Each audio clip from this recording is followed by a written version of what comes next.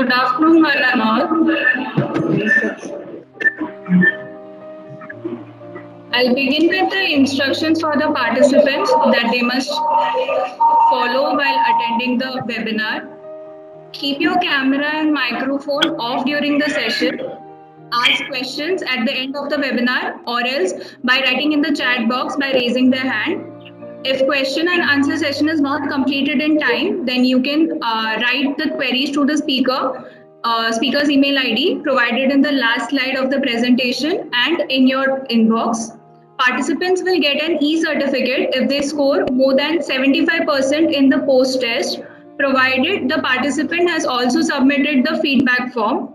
Your feedback form are at most importance to us to improve on in the upcoming activities.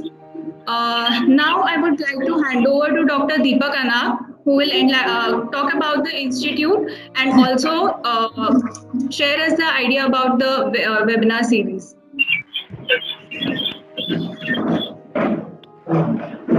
Hello. Good afternoon, all. I, Dr. Deepak Anna, head of the Department of Musculoskeletal Physiotherapy, Dr. Vittal Rao Vike Patil Foundation, Ahmednagar, welcomes you to this third webinar organized by our institute. Dr. Vittal Rao Vike Patil Institute was established in 2007, and at present we have undergraduate, postgraduate and Doctor of Philosophy program. Now I'll just introduce our speaker, Dr. Srinivas Punjabi, in a few lines. And Dr. Srinivas Punjabi, he was currently working in orthopedic clinical as an orthopedic clinical specialist at Mid-Michigan Health University Health Services, Michigan. His experience in USA is around 12 years. He is a board certified clinical specialist in orthopedic physical therapy and also fellow of American Academy of Orthopedic Manual Physical Therapy. He has completed his DPT from University of Montana, USA. He was selected as Best Clinical Performer Award for last 2 successive years. He has a vast experience in evidence-based practice and clinical decision making. I'll hand over the mic to Dr. Srinivas Punjabi, and I hope everyone will enjoy the session with him. You can ask the questions in the end. Also, you can feel free to write him on his email if the question answer session is not complete. Thank you very much. Srinivas, you can just switch on your presentation. Thank you, Deepak. You're able to see me correct? Yeah. All right. Good afternoon, everyone. This is Shri Punjabi from Michigan, USA. Before beginning today's webinar, I would like to thank Dr. Vittal Rao Vike Patil Foundation's College of Physiotherapy, Deputy Director Dr. Abhijit Dute, Principal Dr. Sham Ganveer, for giving me this opportunity to share my experience with you all. I'm also very thankful to you all for participating in this webinar, taking time from your busy schedule. Without wasting any more time, I would like to proceed with today's topic. The topic of the webinar is evidence-based practice and its application in physical therapy.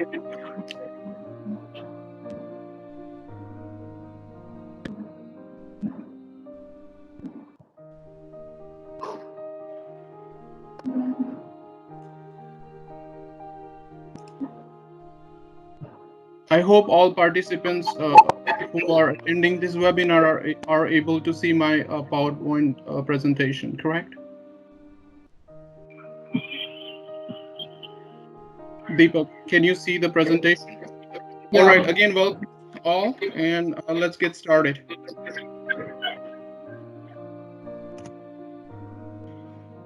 So, you know, this topic is very big, and actually, I may not be able to do complete justice to this topic in time duration today, but I'm going to try my best to give you at least some idea about evidence-based practice in physical therapy, and we would discuss its application in most common conditions that we see related to lower back pain.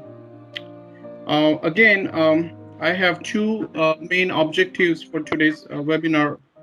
As you may be able to see on my screen here, it says we'll discuss research terminologies and its application with clinical practice. I think they are very important because without knowing those terminologies, it will be really hard to follow the evidence and the levels.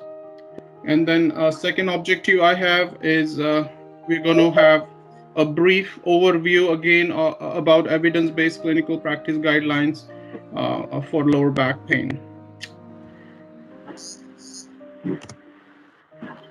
Again, here, why evidence-based practice? We go to school, we learn almost everything, and we have a lot of knowledge that we obtain from books.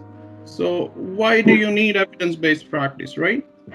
When I was trying to introduce this topic, this is one saying that came in my mind. You know, we all believe back home that old is gold. Yes, we love old people, we love old friends, you know, but same thing doesn't apply to evidence-based practice, because the evidence-based practice is constantly evolving. I don't want to go too much into a story, but I like a story that you might have heard, or most of you may be aware of this small story that goes like this. Remember, there was a story, there was a merchant who used to sell caps, and one fine day when his caps were stolen by monkeys on the tree, he was able to retrieve them back by just throwing his own hat or cap down on the ground. Apparently that was a family business, so the merchant's son also faced a similar scenario and remembered what his dad did to retrieve his cap back from monkeys.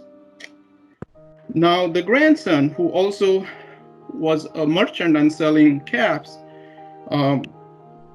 was also resting under the same tree where monkeys stole his caps. But you know what? That time he knew what his grandfather taught him, or told him the story that he was very proud of, and was able to tell his grandson how he retrieved the caps from monkeys. When it was time to get those caps back, when the grandson threw his hat down on the ground, that trick didn't work. You know, then this grandson looks up to the tree and, you know, asks himself, what is going on? Nothing happens. The little monkey smiles. I want to say, not really smile, but yeah, and says, you know what? Do you think only your grandfathers tell you stories? Our grandfathers also tell us stories. All right. So the moral of the story is, what was good some years back may not work today. So there is a need to continuously think differently, and this is where we look for evidence-based practice. One of the things here might also make sense. Old is gold, but we all could find some gold in new stuff. All right, so by definition, what is evidence-based practice? There are three big words here. I want to warn all of you here just for a second. Please don't try to memorize what I'm presenting.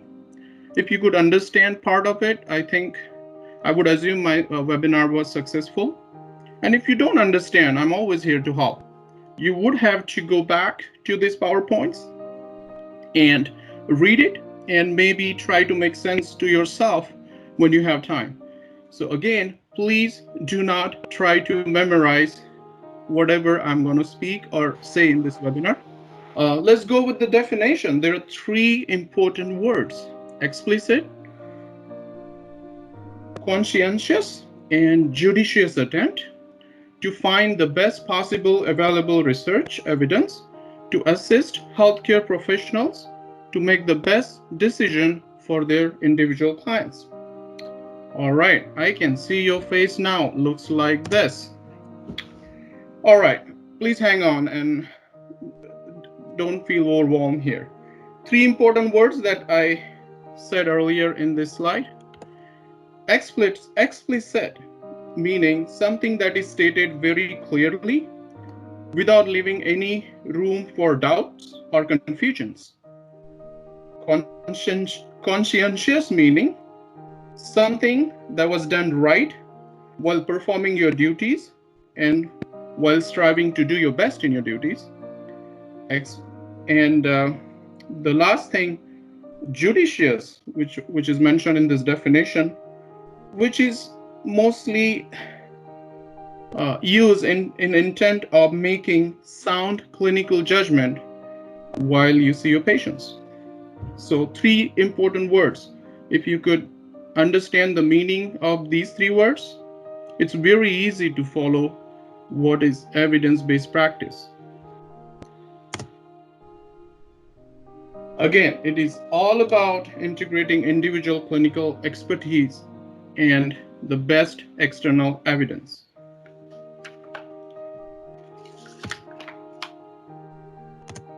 Again, in short, what is evidence-based practice, right? Evidence-based practice is nothing but the pie of evidence, or let's put it this way, the pie of evidence-based clinical practice include equal portions from all these 3 areas. These 3 areas are patient values, best research evidence, and clinical expertise. If you see, evidence-based practice is made up of portion of all these 3 areas, preferably equal portion of all these 3 areas. This is what happens when we are students or new practitioners. You see, we learn a lot about research during our schooling. Our clinical expertise may be limited because we haven't faced direct patient scenarios yet. And something called patient value that I will talk about in a little bit, that lies in between. The idea of presenting this picture here is in new clinicians, you see those 3 pieces of pie are disproportionate. This is about new clinicians. What happens in case of experienced clinicians? We call them seasoned clinicians, where the area of clinical expertise is huge. You see, they depend more on experience and may not always necessarily follow research. So the piece of pie that shows research proportion here, it's considerably smaller. Patient values, they lie in between clinical expertise and research. In theory, evidence-based practice pie should look something like this, where all 3 proportions are similar and comparable. All right, before we go to this slide, I just want to spend another minute discussing about what is patient value, right? So make no mistake understanding what I'm trying to say here. Definitely it is important to stick to best available evidence because you depend on that when you treat your patients. But there's something called patient value, and I can make as simple as possible to make you understand. Patient values is nothing but what actually your patient believes in. Say, for example, I have this best treatment that I know it is proven by research, is being used all over the world, and I have a patient that fits perfectly to get this treatment. When I explain this to my patient, the patient, some reason, say for example, I'm trying to perform high velocity thrust manipulation on someone's neck who presents to my office with neck pain. I explained to him I tell him how effective it will be. I can also tell him I'm clinically trained and expert doing this. I also discuss with him about risk and benefits, and I definitely find that out that the benefit of this treatment is going to be way more and risk is minimum. When I explain this to the patient has a lot of fear about me performing that manipulation on his neck. He believes that might hurt his neck. He believes that it would cause further injuries to his neck. In that case, even though I think that this is the best treatment, I would not be able to use that treatment on this particular patient because of his belief, because of his value, that he thinks that maybe this treatment is not good for me. So again, in short, even though there is the best evidence available, it is very, very important to make sure that your patient is comfortable with it. It is not compromising what he believes. It is not causing fear in his mind. If that was the case, this best evidence will not work. I guess I give you some idea here, or I hope you understand what I mean. So it is very important to really consider what your patient prefers. It's not that only the best evidence, but it is also preference of your patient while you do your interventions using your clinical expertise and follow the best available evidence. All right, so let's move on here. There are about 60 slides that I intend to cover today.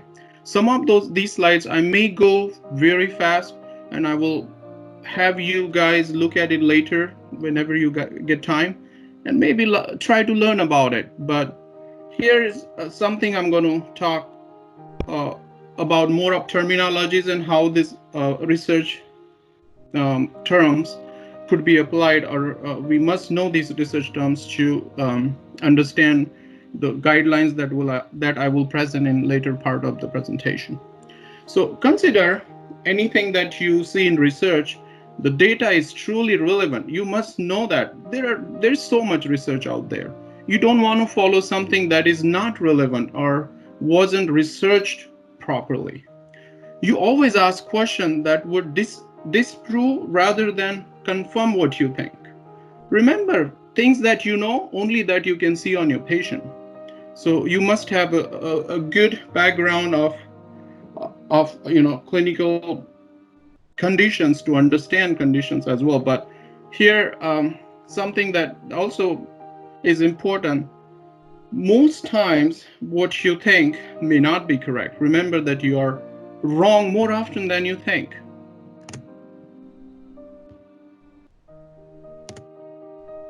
So quickly, let's review the pyramid that shows different studies and how do we value those studies on this pyramid. So quality of evidence is considered higher when there is lower risk of bias, such as lot of systemic reviews, meta-analysis, and randomized controlled trials. So if you have the evidence that comes from the top of this pyramid, without doubt, it's really good. But if you see something that comes from the bottom of this pyramid, where quality of evidence will be considered lower, may not be the best evidence to apply.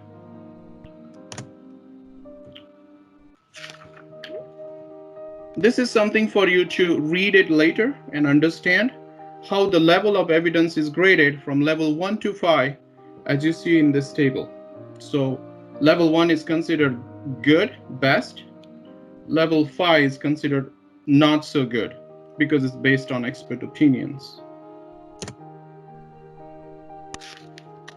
Based on these levels of evidence that I showed you in previous slide, following 5 recommendations are made, and they are graded from A to F. On the top, you see strong evidence, and when those studies come from level 1 and level 2 studies, or those recommendations come from level 1 and level 2 studies. And then at the bottom, you see expert opinion, where the best practice was based on clinical experience and of the guideline development team. So very quickly, I'm just going to take a second here to see how far we are with time. All right, very quickly, these three terms I would discuss briefly with you. It's important to know what they mean to understand the later part of the presentation. So sensitivity, most of you may know what it is. If not, again, please don't memorize this definition. If possible, understand what it means. Sensitivity means the ability of the test to identify a positive finding when the targeted diagnosis is actually present. Okay, so example is, if there are 50 patients with lower back pain and lumbar radiculopathy, they already have the diagnosis. 50 patients are diagnosed with lower back pain and lumbar radiculopathy. You perform a test that was positive in 40 out of these 50 patients. So in this scenario, the sensitivity will be 40 out of 50, 80%.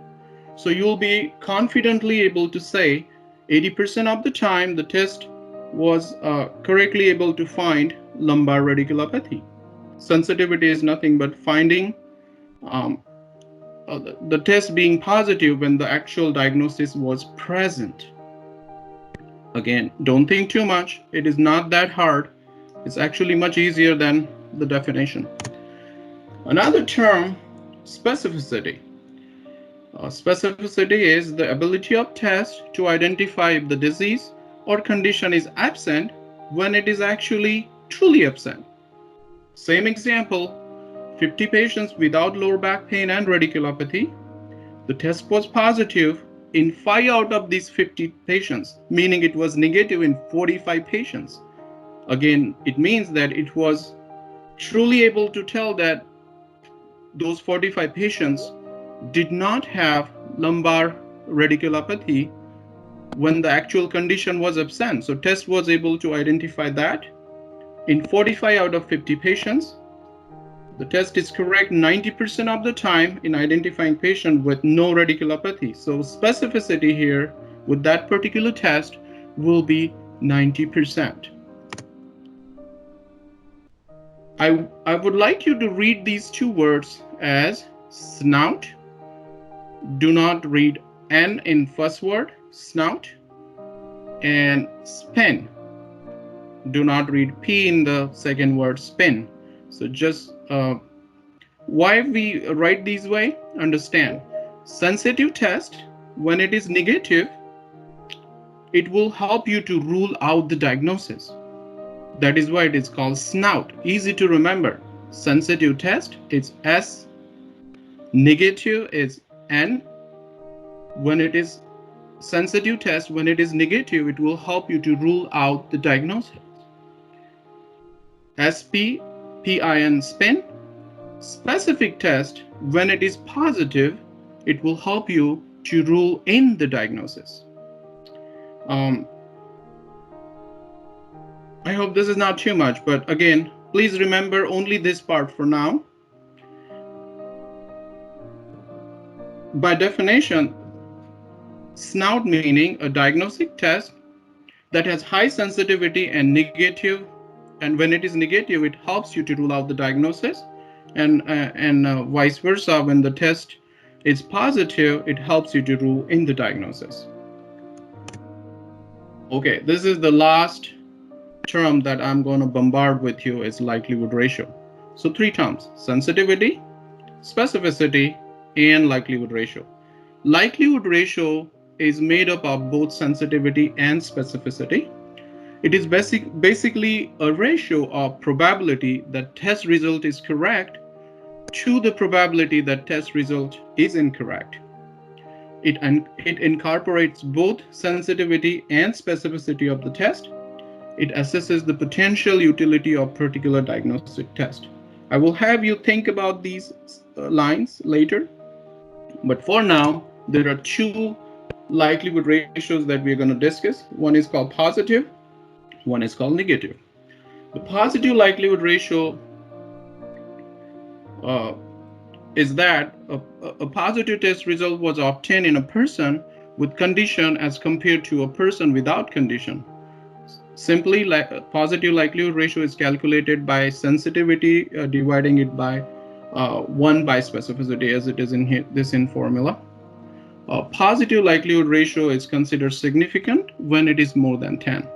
Please remember this part for now. You need to see positive likelihood ratio that you see was research for a particular test, and it was in positive number, at least 5 or 10. And I will show you a table why we look at that, or how we look at that.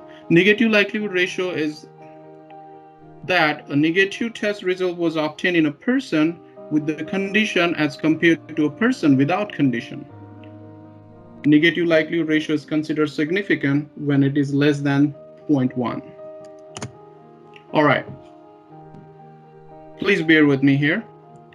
Idea here is understand if you see a test or a research that was done and shows positive likelihood ratio at least 5, it's considered good. Above 10 is considered very good. If test shows that the negative likelihood ratio was 0.1, 2.2 is considered good, but if it was less than 0.1, it is considered good or very good. So how do we apply this knowledge, right? More we think in this regard, I guess we look like we're getting more confused. Again, please bear with me. Example to understand the terms that I said earlier. To say something as a fact we already know. Prevalence of rotator cuff tear in males 65 years and above is 50%. We call this as pretest probability. Okay, we already know from a lot of research out there that anybody you evaluate who's 65 and above for their shoulder pain, at least 50% of the population will have rotator cuff tear. You could even see that on MRI. They may be symptomatic or non-symptomatic, but they do have rotator cuff tear, when they are 65 and above. We already know that. This is the fact. Now, someone in that age group, you perform a test called external rotation lag sign. By research, the positive likelihood ratio for external rotation lag sign is 7. Based on this information, we are able to plot this on a normogram, and I will show you that in a second.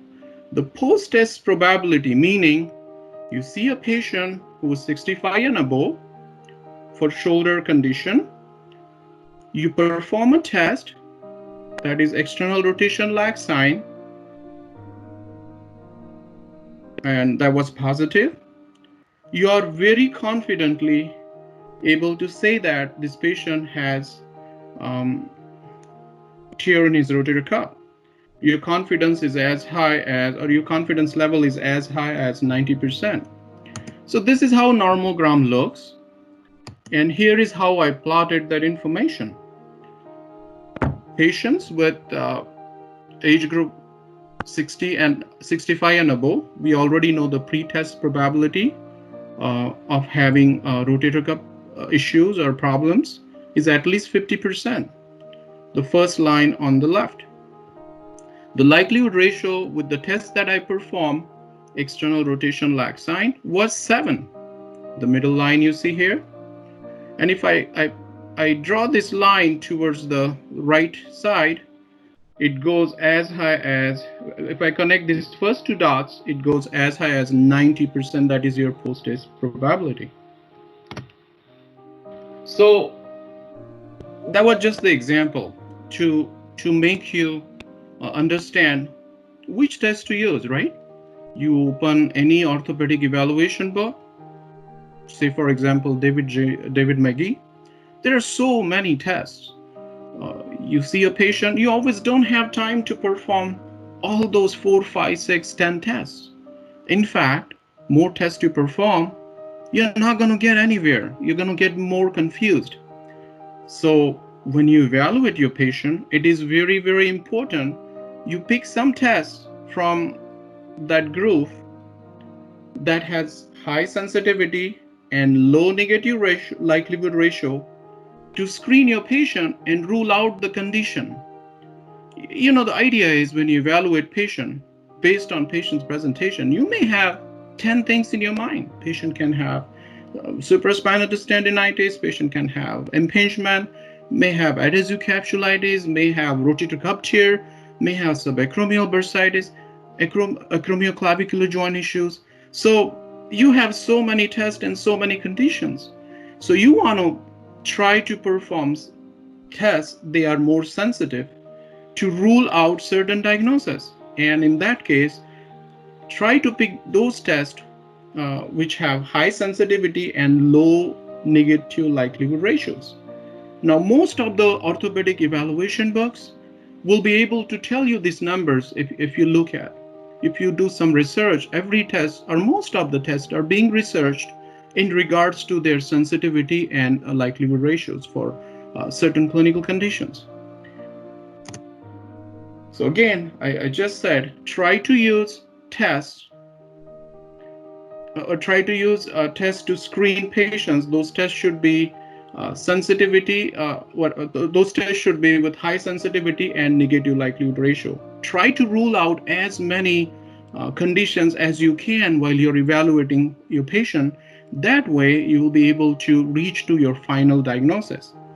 So sensitive test with high negative likelihood ratio will help you to rule out certain diagnoses. How about specific tests? Where do you use them? The tests that have high specificity and high positive likelihood ratio should help you to rule in the condition. Exactly opposite to what I said earlier. So sensitive tests will help you to rule out the condition, perform them first and screen your patient. Specific tests will help you to rule in the condition, so perform them later. That way you can reach your final diagnosis.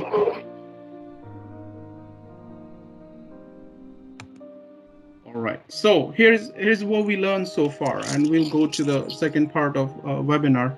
I hope everyone is awake still, and it's not too much to understand, but again, if you have questions later, please reach out to me and I will be happy to help you more understanding these terms. Okay. I'm just going to conclude what we discussed so far. So far we discussed why we have to, or what is evidence-based practice. Remember those 3 circles with preferably equal portion from each circle. That is your evidence-based practice, which was made up of patient values, best available evidence, and what was third part? That was research background that you may have. And then we went on discussing 3. It might have been a little hard to understand to some of my audience today, but go back and look at what sensitivity means. Sensitivity, again, is something. Just a quick break here before we go the next part. Say you evaluate someone's shoulder. Patient comes to you with shoulder pain. All of you must know a test called MTCAN test. Okay, here is the fact I'm going to share with you. MTCAN test, you perform this test on any patient with shoulder pain, it is going to be positive. Most times, 99 out of 100 times. So here is your patient with positive MTCAN test. Are you going to say, okay, I'm done with my evaluation, the patient has supraspinatus tendinitis? No. The reason is this test will be positive in patient with adhesive capsulite also. It will be positive in patient with impingement also. This patient could have bursitis. This patient could have just any other condition which is causing pain in his shoulder, and MTCAN test is going to be positive, right? So again, MTCAN test is very sensitive test. In the same patient or in the same scenario, you perform this test on a patient and this test was negative. What is it going to tell you? It's going to tell you that most likely the patient doesn't have inflammatory tendinitis-like condition, and you can move on doing something else as a part of eval. So sensitive test will help you to rule out something. So use it to screen your patient first. Now, if sensitive test was positive, don't get carried away. It is going to be positive. What really helps you here is having sensitive test negative. Now, bear with me here another second. Sensitive test, which is negative, you're able to rule out inflammatory condition in this patient. You're able to rule out all those conditions I listed earlier. But when sensitive test was positive, what do? You just leave it there and move on. Now, this patient shows positive impingement test. This patient shows positive external rotation lag sign. This patient shows positive drop arm test. You are not diagnosing this patient with rotator cuff tendinitis. In fact, you're thinking more. Maybe it is rotator cuff tear because impingement was a result of inflammation, and then the inflammation further resulted in the tear of that rotator cuff tendon. So your final diagnosis in this patient will be more of rotator cuff injury, maybe partial or full thickness. And how did you know that? Because you performed that test I mentioned earlier, external rotation lag sign. See, if this patient was 65 and above, he had positive external rotation lag sign, you're about 90% confident that this patient has tear in his rotator cuff. So this is how you would apply the information that I was referring earlier.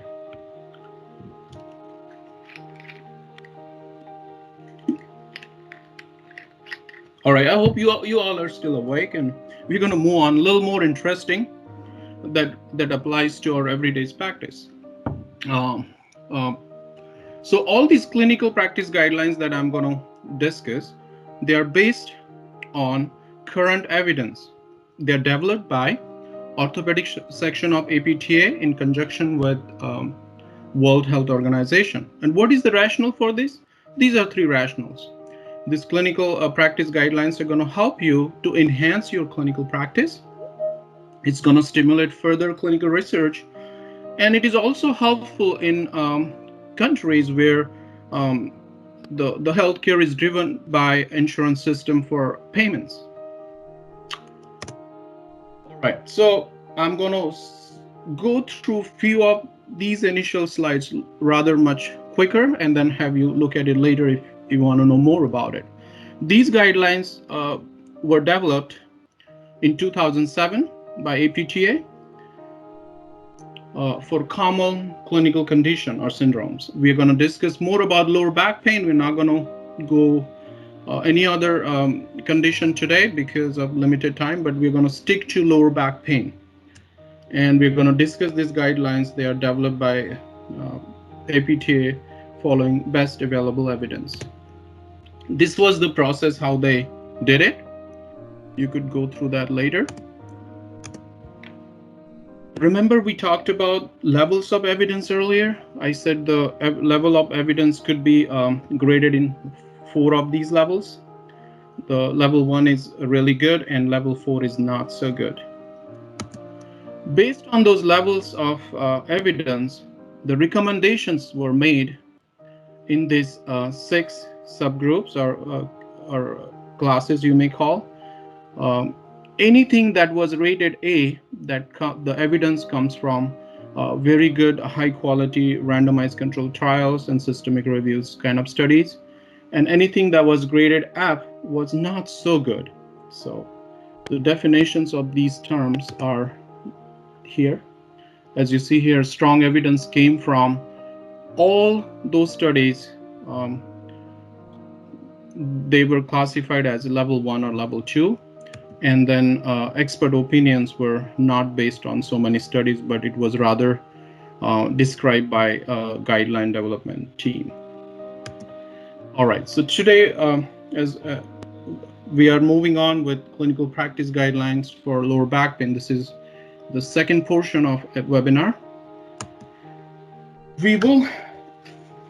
So practice guidelines. Let me take a minute here. Practice guidelines is not only for treating patients. It is recommended for everything you do with your patient, right? Even your thought processing. I mean, even when you think about lower back pain, you may want to know the risk factors. And by evidence, what we see, the current literature does not support a definite cause for initial onset of lower back pain, meaning it is common to see false positive findings on imaging studies, such as individuals without lower back pain showing abnormal MRI findings. You all know that, right? So we don't know what exactly causes lower back pain, because any innervated structure in lumbar spine can cause lower back pain and referred pain in lower extremity. So if your patient asks you, what do you think causing my lower back pain? You know the true answer for this question? We don't know. The current research shows that we don't know the exact cause for lower back pain. Okay, it could be coming from any structure in lumbar spine that has innervation, right? So this recommendation is based on moderate evidence. Again, please understand, strong, moderate, and weak evidence is not a bad evidence. It's still a good evidence, because it's not only about A, B, and C's. It goes all the way up to F, right? As you see in previous slides here. See the level, when you practice, all these A, B, and C's are good. Doesn't mean D, E, and F are bad. They're going to help you some way to make your clinical decision. But again, come back to where I was. I was talking about risk factor and your patient asking a question, you're answering, what is causing my back pain? We don't know. And this information is based on pretty strong evidence.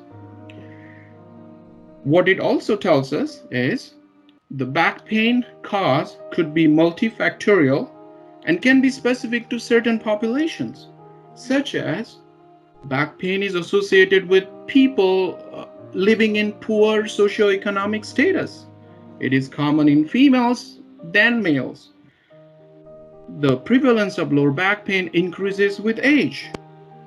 We also see some genetic predispositions, such as degenerative disc diseases that run in families. Patients who have hypertension are at higher risk of getting lower back pain. You may also know patients who smoke are at higher risk of getting degenerative disc diseases. Certain occupations that have higher physical demands are more prone to develop lower back pain than those who don't have as much physical demand. So again, in short, the back pain is multifactorial and can be specific to certain populations. But please remember, we don't know what exactly causes lower back pain. So this is about risk factor, and all these recommendations are based on moderate evidence. Let's look at the clinical course. When we see back pain, the clinical course can be classified in 3 areas. They are acute, subacute, and chronic. You may call recurrent. So let's classify for now lower back pain based on the duration. Acute meaning less than 1 month of back pain, or you may call 0 to 4 weeks. By definition, back pain 0 to 4 weeks is considered acute. Back pain 4 to 12 weeks considered subacute. And then anything more than 12 weeks is considered chronic. So this is the classification for acute, subacute, and chronic low back pain. It is important to understand where is your patient in regards to this classification. Do you think he has acute lower back pain, subacute lower back pain, or chronic pain? Or is he somebody who has recurrent back pain? We'll talk about it in a second. All right, so less than 1 month is acute, 1 month to 3 months is subacute, and anything more than 3 months is chronic. Now, the second recommendation here about clinical course is, given the disability associated with lower back pain and associated medical cost, interventions should be directed towards preventing recurrence and chronicity, meaning somebody who has first episode of lower back pain or who comes to you with an episode of lower back pain is at very high risk of developing recurrent lower back pain. So all your interventions should be addressed to avoid recurrence or to avoid developing chronicity. And how do you do that?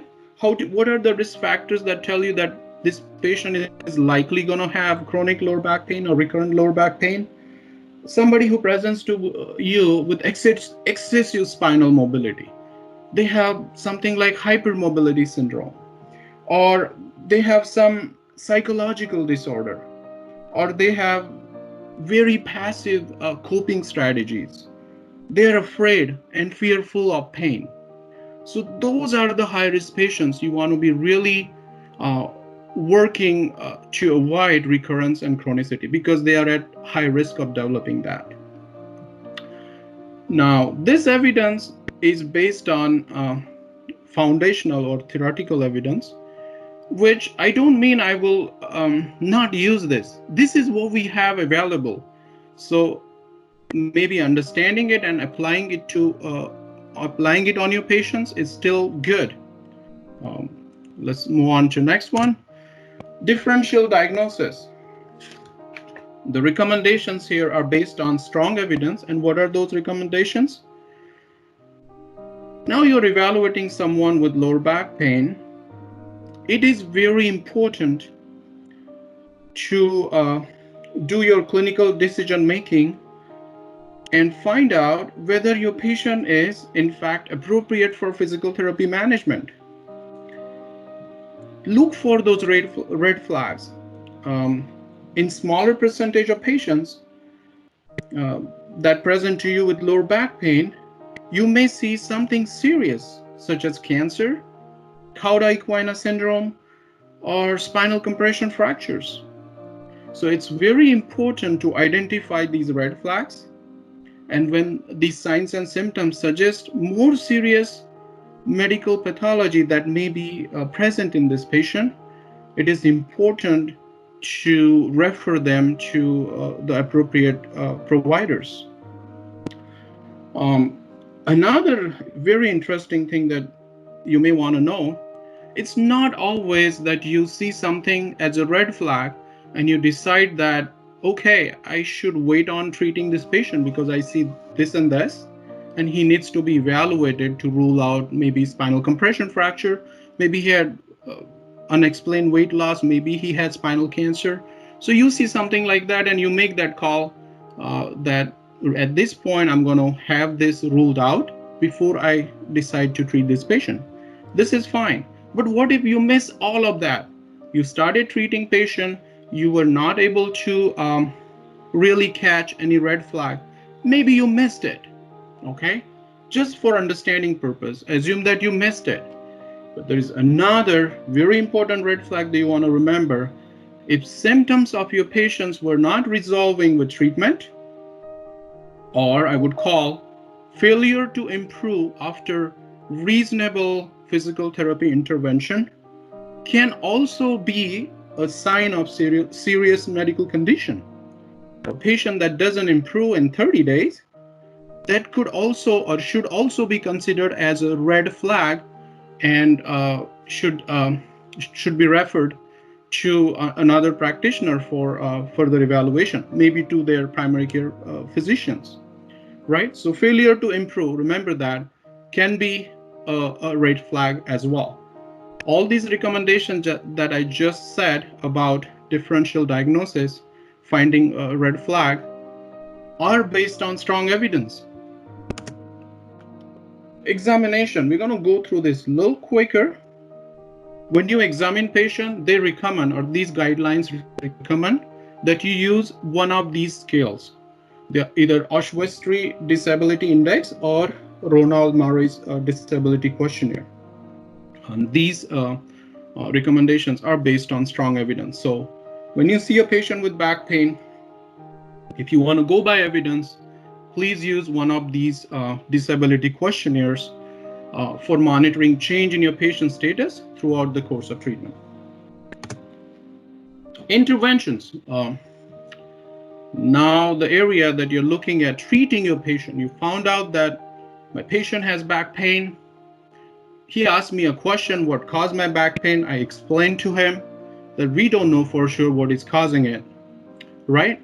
As we talked earlier, because we don't have evidence to support a specific cause. Then we talked a little about evaluating patient, making sure they don't have red flags. But in case you miss red flags, we also discussed possibility of having red flags if patient wasn't improving in 30 days of treatment. We call that failure to improve. And then we moved on looking at the questionnaire that was filled by patient. We did that so we can follow the improvement throughout the course of treatment. And here we decided that we want to treat this patient with the best available evidence. And it happened that most of us knew manual therapy, so we wanted to know, can we use this manual therapy on patient with lower back pain? I was just looking at time, making sure we stay in within time. Anyway, so manual therapy, yes, you can use manual therapy. The recommendations state that one should use manual therapy interventions. They could be non-thrust mobilization or thrust techniques for common lower back pain related conditions, or even pain that is going in lower extremities. One thing to point out here, if it was acute lower back pain and related buttock or thigh pain, remember what I said, buttock or thigh pain along with lower back pain, patient is more likely to improve with manipulation. And if you see a patient, or let me put it differently, if patient has acute lower back pain, the recommended intervention here, and it goes with strong evidence, that one should use thrust manipulation procedure. But if it was chronic lower back pain along with lower extremity pain, one could use thrust manipulations or non-thrust mobilization to treat this condition. In simple, acute lower back pain responds to thrust manipulation better, and subacute and chronic, you have choice of using either. And this is as good as evidence gets for use of manual therapy. That is a strong evidence for this. Intervention that we may use, in one word, we may call them motor control exercises or core stabilization exercises. There is a very strong evidence that clinicians should consider using these exercises to reduce lower back pain and disability in patients with subacute and chronic lower back pain with movement coordination impairment. These studies were done mostly in patients with lumbar discectomy. So they do say here that, okay, core stabilization is good exercise for patients with lumbar microdiscectomy.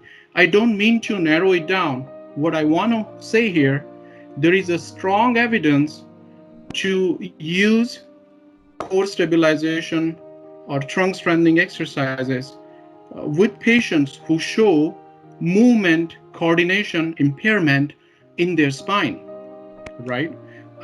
Just bear with me again here, because there is going to be a subclass that I will be able to clearly tell you where you use core stabilization and where you use manual therapy. So leave this for now here, and we'll come back to this soon. Before we leave this slide, I want you to understand what is movement coordination impairment. Very simple. You see a patient with lower back pain and you're trying to evaluate spinal range of motion. Patient bends over in flexion, and now he needs to put his hands on his knees and thighs to bring himself up back in upright position because of severe lower back pain. That is an example of movement coordination impairment. It is also called Gower's sign. Another example of movement coordination impairment is, say, patient bends, so he gets a catch, sudden pain, and then pain relieves as he goes. And he comes back. Again, at certain point, he gets a catch, and he deviates from midline. Or you see altered lumbopelvic rhythm in a patient. All those signs are movement coordination disorder. And there is a very strong evidence that one should use all these motor control exercises or core stabilization and strengthening for trunk to address these impairments. We're going to move on to the next intervention, that is centralization. I'm sure many of you know McKenzie approach that really uses centralization as a guidance for treatment. The evidence for using centralization McKenzie techniques is very strong, and the recommendation states that clinicians should consider utilizing repeated movements, exercises, and procedures to promote centralization to reduce symptoms in patients with acute lower back pain with related lower extremity pain. So acute lower back pain, so far what do we have? We have centralization phenomena that we want to use, something that directs more towards a McKenzie approach. And we could definitely, and earlier we discussed that we could also do thrust manipulation, right? Just leave it right here because there is a little catch when we talk about these two. And I'm going to help you how you make that decision. You want to do thrust manipulation or you want to do centralization by using McKenzie approach. There are some specifics I will tell you shortly. Centralization motions can also be used for patients without lower extremity pain when they have mobility deficit.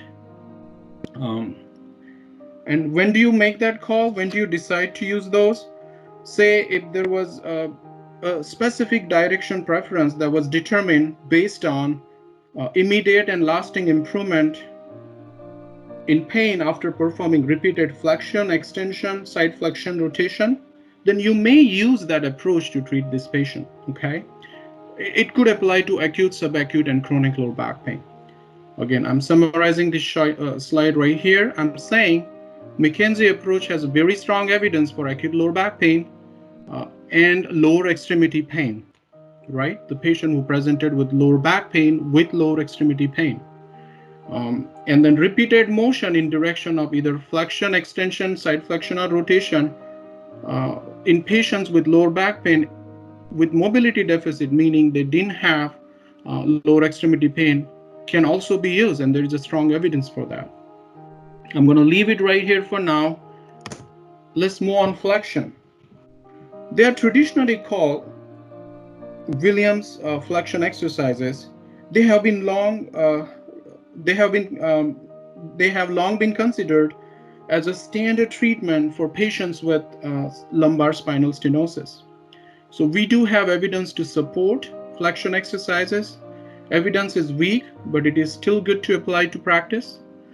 If you use flexion exercises in combination of manual therapy, strengthening exercises, neuromobilization procedures, and progressive walking for patients with chronic lower back pain and radiating pain, you're likely to have about moderate success, okay?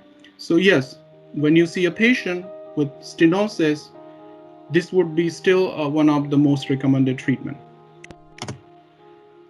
Interventions that include neuromobilization. I'm not going to discuss more about neuromobilization. It's a discussion for another day. But now, if you have a patient that has radiating pain in lower extremities and his symptoms are radiating down below knee, there is no change in symptoms with spinal flexion exercises or extension exercises, meaning this patient didn't get any centralization or didn't show any centralization with McKenzie approach, even though he had radiating pain, he didn't show it. Or this patient didn't improve with flexion exercises that was recommended by weak evidence. So what do you do? But this patient had some relief with slump stretch or test. In this case, there is some evidence that one could use neuromobilization techniques to help this patient and probably get the best possible outcome. Traction. You know, it's very commonly used intervention in physical therapy practice. I want to say traction is a victim of poor research. It hasn't been researched as much, but I have to go with the evidence that we have today. And guess what? This evidence is conflicting. There are some research studies that show that traction could be used, but there are so many of the studies, they also tell us that traction should not be used. That is the reason why these recommendations fall in the category of conflicting evidence. At this point, if you see two clinical findings on your patient, one, that patient presents to you with lower back and lower extremity pain, and you're able to peripheralize leg symptoms with spinal extension, and a patient shows cross leg positive SLR, then he will most likely benefit from lumbar traction in prone position. But these recommendations are not good for acute or subacute non-radicular lower back pain or in patients with chronic lower back pain. Again, like I said, the evidence is contradictory if you compare different studies. It's conflicting, and that's why it falls in the category of D, that is conflicting evidence. But again, the message here I'm trying to give you, if you have a patient whose symptoms peripheralize with spinal extension, number one. Number two, a patient has positive cross-leg SLR, meaning patient has radicular symptoms on right side, and you perform SLR on his left side. Sorry, the patient has positive radicular symptoms on right side, and when you perform SLR on the symptomatic side, he complains of pain on non-symptomatic side. That is called positive cross-leg SLR. So if you see this particular clinical finding with signs of peripheralization, this patient would likely benefit from traction in prone position. Progressive endurance exercises and fitness activities, one of the recommended intervention. There is moderate, so let's divide pain again in two subgroups here. Chronic lower back pain without generalized pain, the pain that is localized to lower back and pelvic region, and chronic lower back pain with generalized pain, such as fibromyalgia. So if you see a patient with localized pain, you could use moderate to high intensity exercises and fitness activities.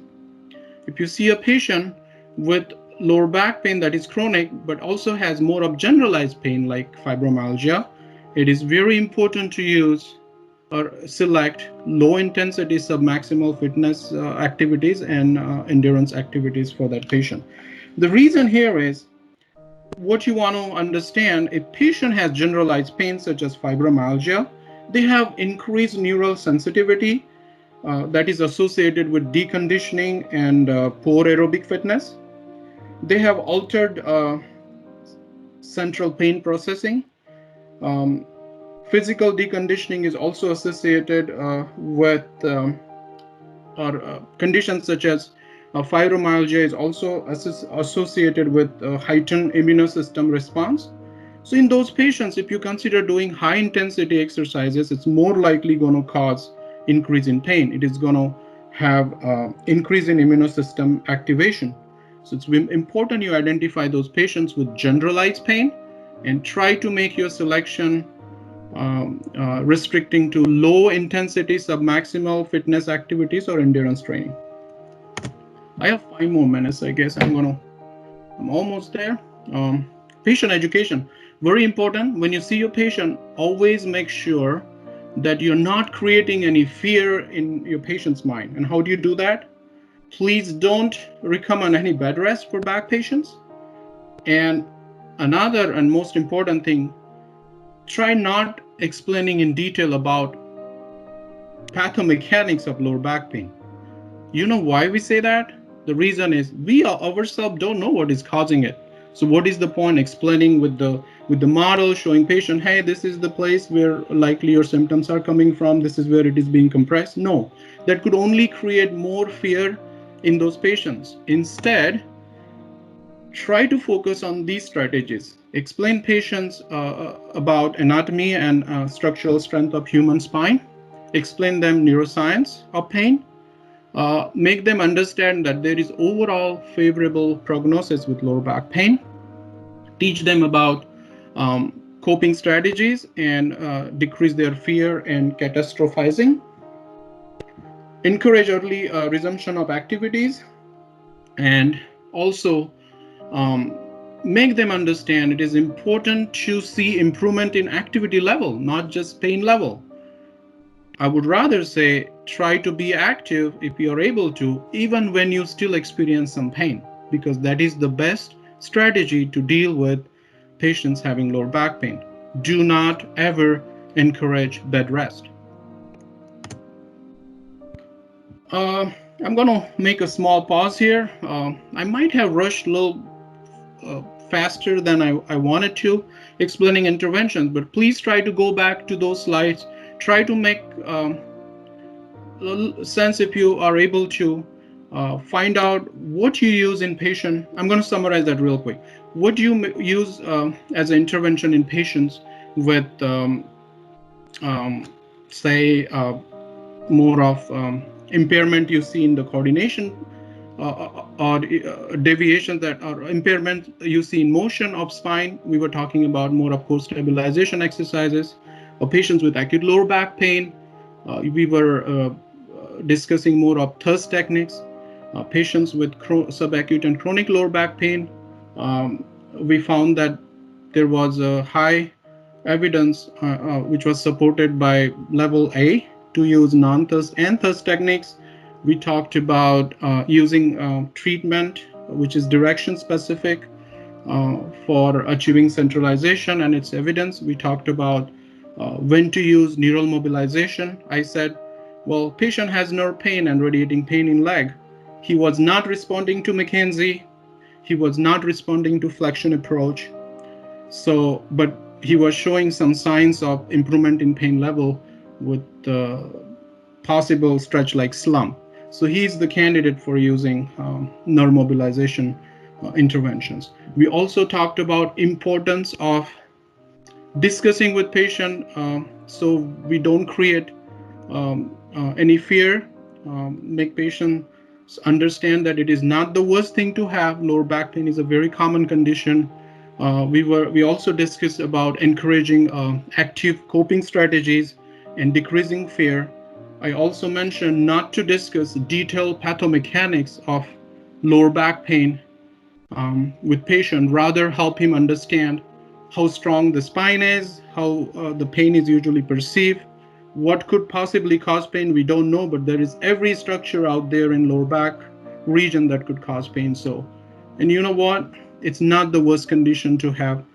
I sometimes will say to my patients that I haven't seen many people or met any people who never complained of lower back pain. So there's nothing to worry too much about it, right?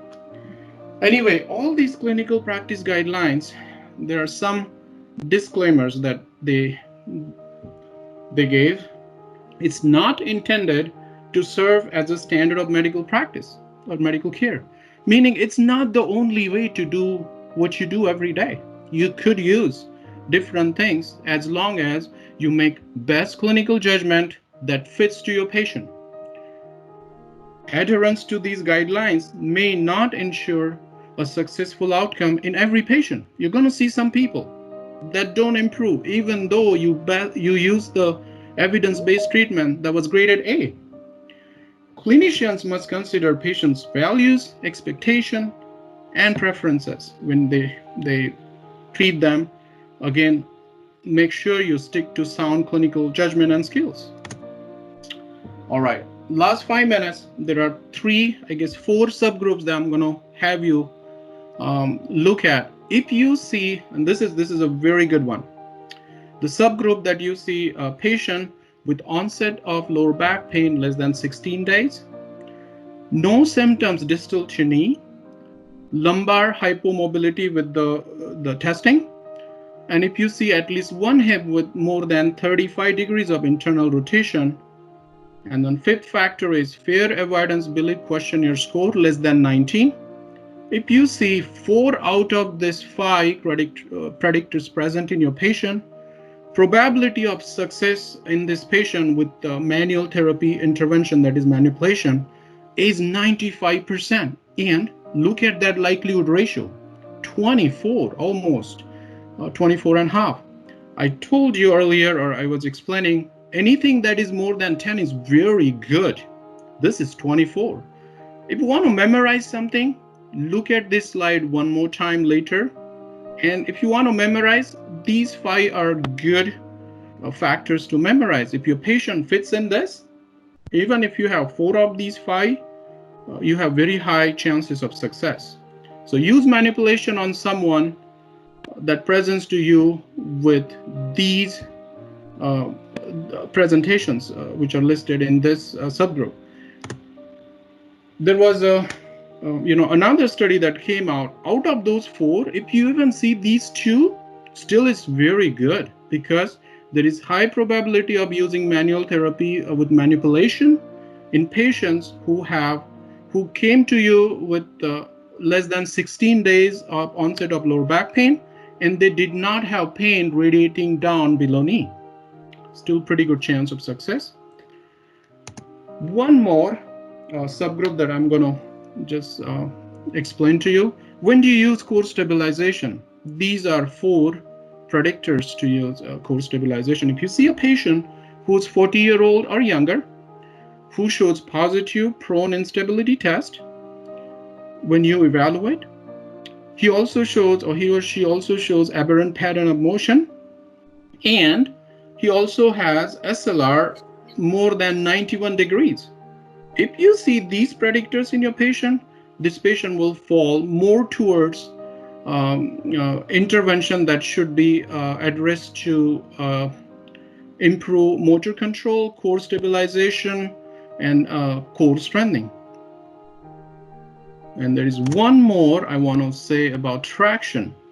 If you see a patient, that I already talked about this earlier, if you see a patient whose symptoms peripheralize with repeated lumbar extension, and he shows positive cross-leg raise test, that is again symptoms on contralateral side when you perform SLR on ipsilateral side. If you see these 2 findings in your patient, you could confidently use mechanical lumbar traction. And this research recommendation tells us that there is about 85% success rate with use of traction than without use of traction. All right, I guess hope most of you are awake. I'm sorry if I was rushing. I was really looking into time and making sure I finish this, or try to finish this on time. So what is take-home message? I said a lot of things, very overwhelming. Some of them may be very confusing. But here is what I said, right? Go back to it one more time. Try to make sense to yourself. Maybe try finding out more information. Reach out to me if you can. I can try to help you more understanding what I said today. But the take-home message is, yes, use evidence-based practice. Remember those 3 circles. Try to have the portion of patient values, clinical expertise, and research knowledge when you apply this evidence to your patients. I'm almost done, but here is my take-home message. I grew up in India, and I and Dr. Anab, we went to a same school, and there was a story that was told to us by one of our teacher, and we still remember that. The story goes like this. Once, the son of a very great person asked his father, "Dad, what do you expect me to become when I grow up?" Father simply smiled and said, "Son, you become anything you would like. I'll be happy for you even if you decided to be a cobbler." Dad said, "But when someone talks about the best cobbler in the town, I expect to hear your name." It always been one of my favorite stories. I really hope this presentation was a small effort to update your clinical knowledge, to become a better clinician, to be known just like the boy in that cobbler story. With that being said, I'm ready to sign off, and please reach out to me if you have any questions. Thank you very much.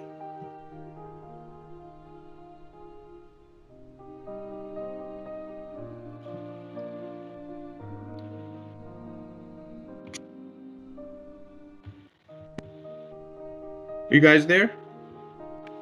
Yes. Thank you so much, sir, for precise talk on evidence-based practice in our clinical use. I hope the participants must have understand the importance of evidence-based practice. I would like to ask participants if they have any questions for sir, they can ask now. You can raise the hands in chat box, All right, just a second. or you can type your question in chat box also. All right, so I don't see any hands yet. Hello, sir. Yes.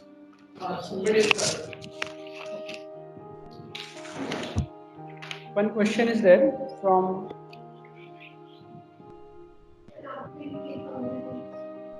Hello, sir. Yes, I can hear you.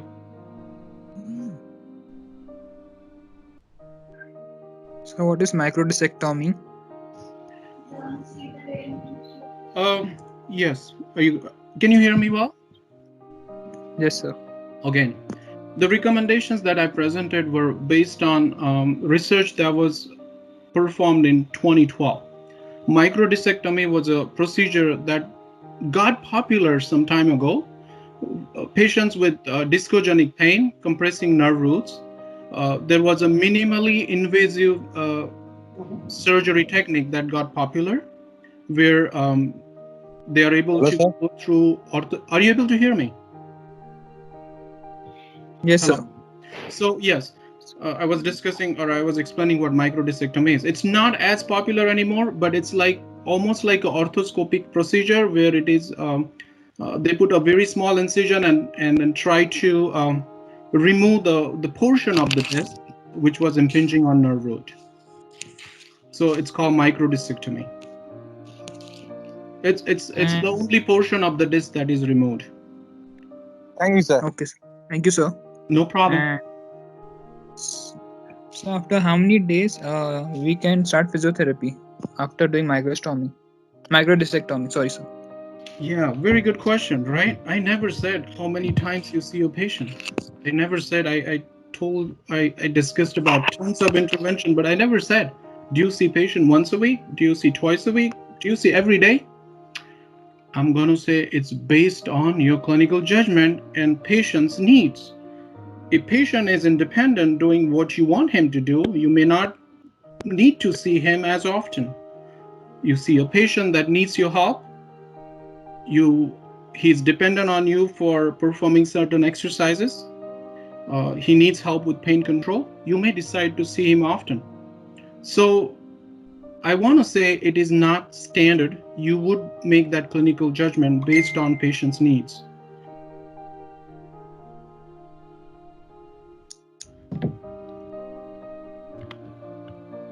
Okay, sir. Thank you. You're welcome. Thank you, sir.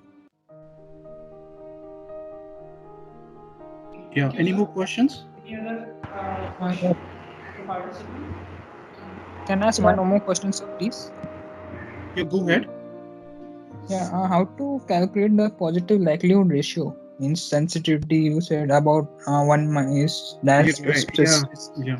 That is a discussion for another day. Please okay, sir. please don't get carried away with doing those things, because you're going to see a number that is there in your orthopedic testing book. You are a clinician. You are going to work with patients. You are not necessarily you're going to go and do research studies that will, well, I don't want to say that way. You will do research studies, but really that's not our take home message. All you need is those numbers. They will be available for you in your orthopedic testing books if they are upgraded ones. And if you want to know more, definitely that's the discussion for another day. Okay, sir. Thank you. So please understand, something is in positive direction, 5 to 10 or more positive likelihood ratio. There was a test that told that positive likelihood ratio of this test is 10. You tell yourself that it is a very good test, and you can use that confidently on your patient. That is our message today. Okay, sir. Thank you, sir. You're very welcome.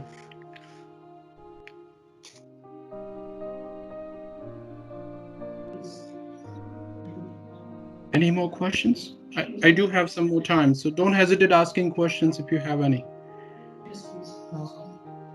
Good afternoon, sir. Could you please explain about the likelihood ratio once again? Please repeat the question. Could you please explain about the likelihood ratio once again? Yes. So likelihood ratio, I'm going to go back to that slide real quick. Yes. I thought that it was important that you guys should know what likelihood ratio is, because it takes sensitivity and specificity into consideration. All right, here I am. Do you at least get some idea what sensitivity and specificity is? Yes, sir. Yes, sensitivity is something that is most likely is going to be positive. More likely when the condition is present, it's going to be positive. Specificity is going to be test that is going to be negative most time when the condition was absent. But anyway, likelihood ratio, this is the slide that I presented earlier, that a positive test result was obtained in a person with the condition as compared to a person without condition. So it's a ratio. Yes, sir. Yes, please tell me. Can you hear me? Yes, sir. Please continue. All right. So it's a ratio that uses the knowledge of sensitivity and specificity. In a way, it's a step further to make sure that the test that you're using is a really good test. And again, like previous participant asked me, how do you calculate? It's a discussion for another day. But if you see the likelihood ratio of a test listed is 10 or more, you can say confidently that I should use this test and it will help me to diagnose my patient better. But there is more to it. Try to read about. So how do we consider with respect to the positive likelihood ratio and negative likelihood ratio? So how do you apply that? Yes, sir. As All in, right. how do we consider, with what respect do we consider that? So this is why I showed you this slide earlier. Those are the numbers. For now, just please understand, you want to see the positive likelihood ratio in positivity as high as possible. More is better. Negative likelihood ratio, you want to see the number as small as possible, likely less than 0.1. Now, how do you apply that knowledge? Here is the example I gave you. So again, see, if there was a patient with rotator cuff tear, we call this pretest probability, something that we already know. That we know anyone, you pick 100 patients off the street who are not even patient. I'm going to say you pick 100 people off the street and evaluate them with best imaging possible you have, about 50% of people are gonna show rotator cuff tear. They are living with no pain, they have no symptoms. But if they're 65 years and above, they have at least half of them already have rotator cuff tear. This is the fact that we know.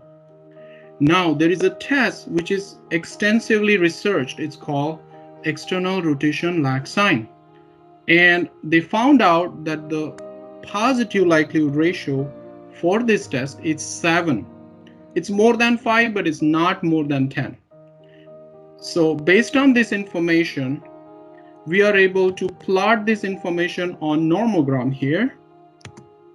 Patients who are 65 and above, 50% of those have rotator cuff tear that we know. Now you're seeing a patient who's 65 years and older. You're trying to diagnose the probable condition that this patient has. You know a fact that anybody who's 65 and above, 50% of them have torn rotator cuff.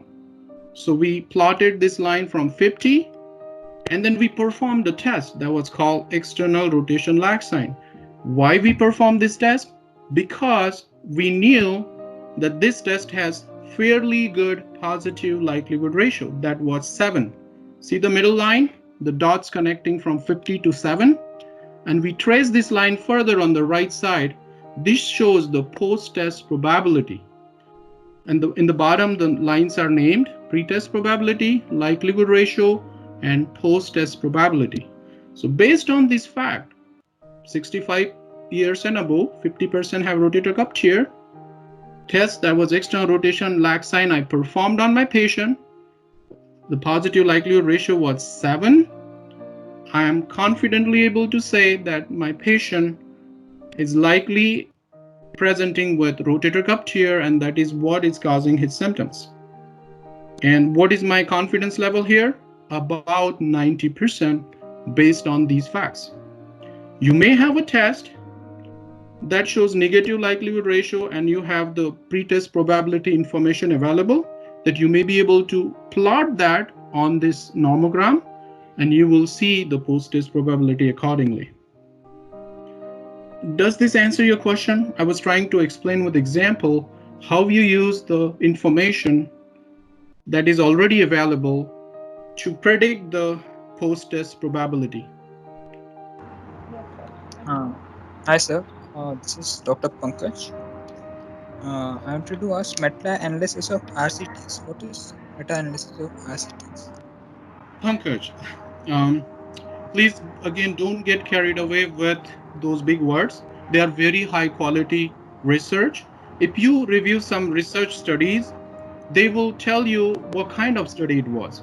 To understand the exact meaning, you may have to look into considering taking some research methodology courses and understand how this is the classification of research that I showed you, the research level on that.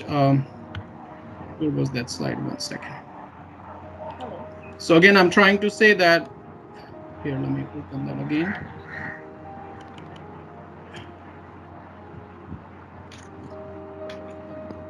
To say that, look at this pyramid. These are the various types of studies. They are classified based on how they are performed. To understand to answer your question, you will need to understand what of these studies exactly mean. And if you know that, you at least know that randomized controlled trial, systemic reviews are well, I will answer your question in short here, but please go back and review your research methodology and different types of researches. But something that is based on very good studies, multiple studies showing similar results. So there was a researcher who went back and looked at very high quality randomized controlled trials. That would be called systemic review, that someone went back and did systemic review. It is considered the highest quality of evidence. And if you get information from those studies, they are more applicable to your patients, they are more realistic. Okay, sir. Thank you. You're welcome. Sir, one more last question, sir. Yeah, please go ahead. Yeah. So and this FABQ W score less than 19. Right. Where I'll get these So slides? it's just the questionnaire. You can Google it even. It's fear avoidance belief questionnaire that you'll be able to Google it and find out. It's just like a questionnaire that patient fills. Okay, sir. Yeah, Thank you. you're welcome. I still have 5 more minutes, so please go ahead if you have questions.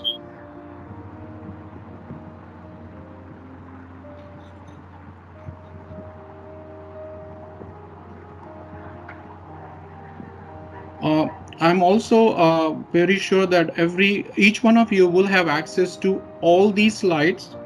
I think Deepak is going to email you these slides, and you will have more time to look at them. Please read them if you want to learn more. Reach out to me. The end slide has my email address. I may take a day or two to respond to you, but I will definitely respond to you. Don't hesitate reaching out to me.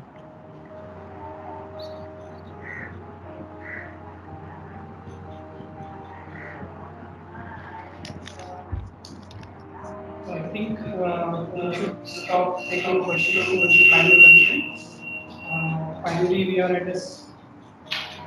reached to the final stage of this webinar. That is vote of thanks. So it's my privilege to propose a vote of thanks for this webinar on behalf of our college and the organizing team. I would like to express my gratitude and respect to Dr. Srinivas Punjabi for presenting this webinar on evidence-based practice. I would like to thank him for sparing his valuable time and also enlightening us about the evidence-based practice in clinical use.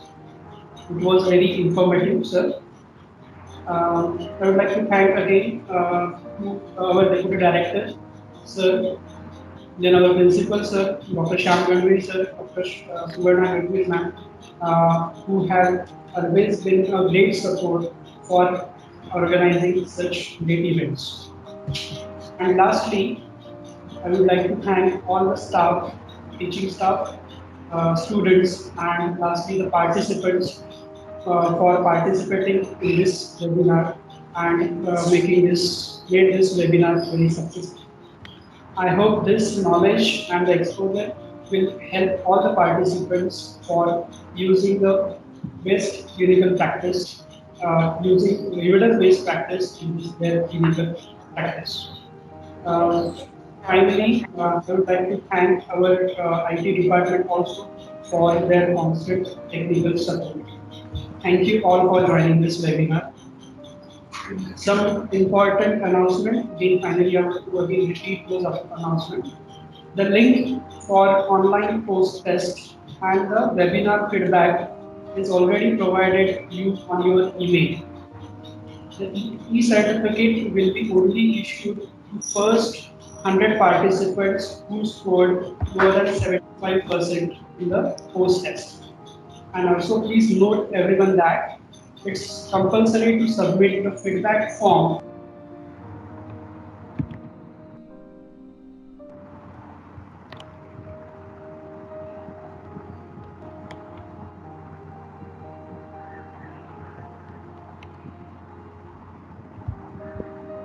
Sir, we cannot hear. Yeah, I cannot hear either. Cannot hear, sir. We cannot hear. Sir, your I voice. also. We cannot hear the voice, sir. I think All right. sir's voice Hello. mute. Sir's voice is here. Seniors, there is some question I think. Oh, go ahead.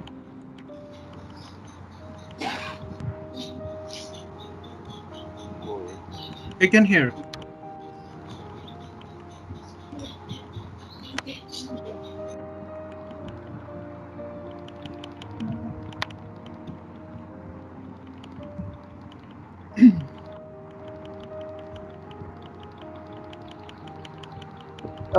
Senior, just put the last slide on which your email ID is given, please. All right. Deepak, I need to close the slides to email you. So after the presentation, I will email everything to you, okay? Yeah. So we request all the participants to note down his email ID. Any further questions, queries regarding evidence-based practice can be emailed to you. As and when he get the time, he will reply to you as soon as possible. Is that clear to all? Also, we are going Okay, to sir. email his PowerPoint presentation, which he presented today. Along with that, we are going to send the link for today's lecture as it is recorded on the platform. I request all the participants to fill up the feedback and take a test. Test form will be open for 24 hours. It will be an open book test. You can just go through his PowerPoint books and you can just solve the questions. Thank you very much. Have a nice evening. Thank you, Srinivas. Thank you, everyone, again. I hope you all have a great weekend, and it was great talking to everyone. Thank you.